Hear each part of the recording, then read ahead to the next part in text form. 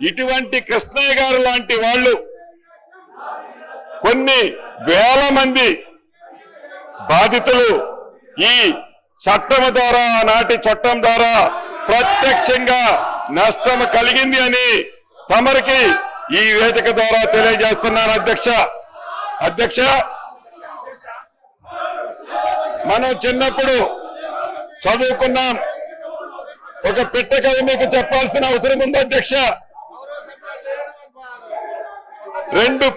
పిల్లులు రొట్టె కథ ఈ ధరణిలో ఉంది ఏదైతే రెండు పిల్లుల మధ్య ఒక రొట్టె కథ గ్రామీణ ప్రాంతాల్లో కథలుగా చెప్పుకుంటారు అధ్యక్ష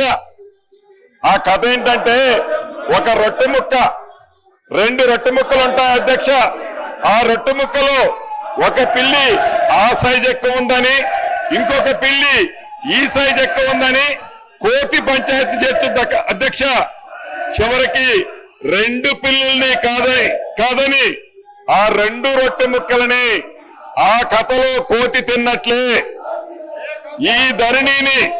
ఈ ధరణి కాన్సెప్ట్ ని పెట్టి తెలంగాణ రాష్ట్రంలో ఉండే దళిత గిరిజన మైనారిటీ బీసీల